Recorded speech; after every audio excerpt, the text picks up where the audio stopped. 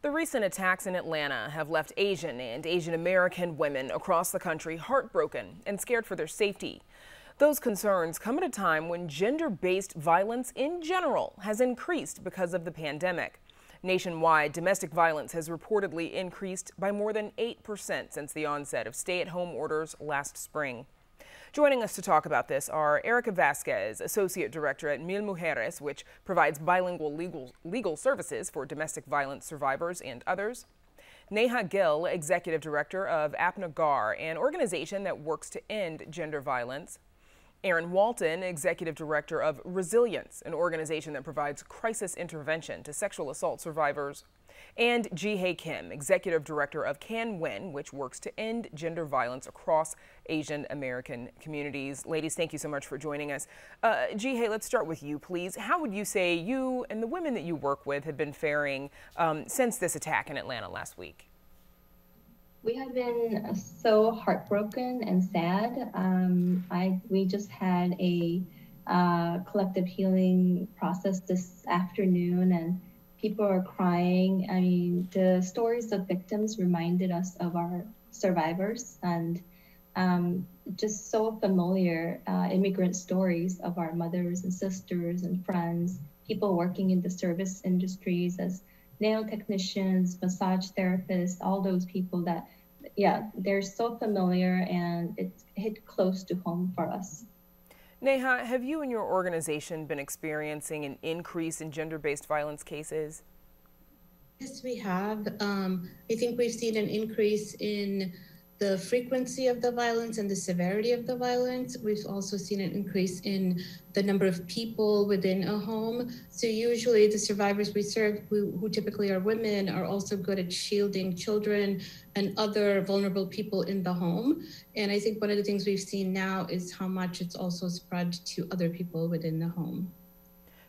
Aaron Walton, how do you see racism and sexism colliding to perpetuate this gender-based violence? That's a really important question. I think women of color in particular have been marginalized in ways that, for all of time, particularly in the United States. And most often we are seen as sexual beings rather than as human beings. And so that collision with having that stereotype combined with the negative impacts that we all experience when there's some racial disparities just heightens the experience that women of color have when it comes to all forms of violence, but particularly sexual violence and domestic violence. And Erica, your organization, oftentimes you work with undocumented families. How has the pandemic affected how they face gender-based violence in their communities? Severely, as all the other women have also mentioned.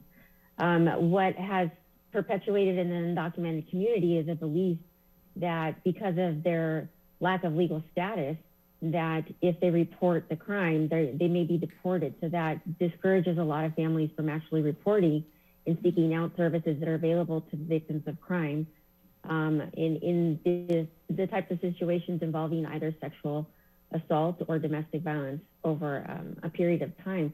So the undocumented community has been somewhat of a target of these types of crimes because of that belief that they're not going to report the types of crimes that they're experiencing.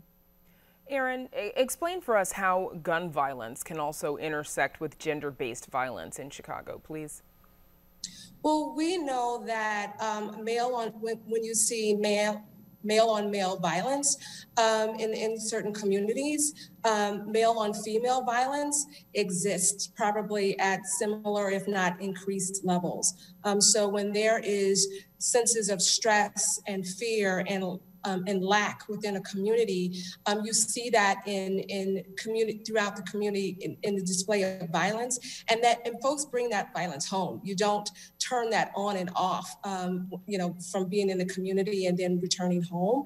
And so oftentimes you see an escalated rate of violence in the home when you're residing in a community that's ridden with crime.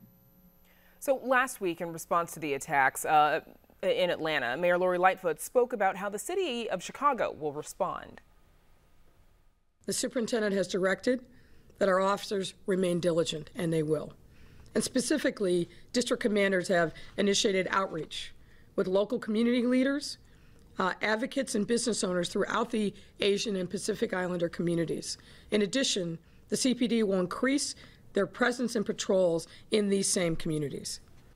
Jihei, what do you think of this way? Is this the best way to respond to racial and gender-based violence? I don't think so. And many of the people in the API community agree that one-off solution is not going to work.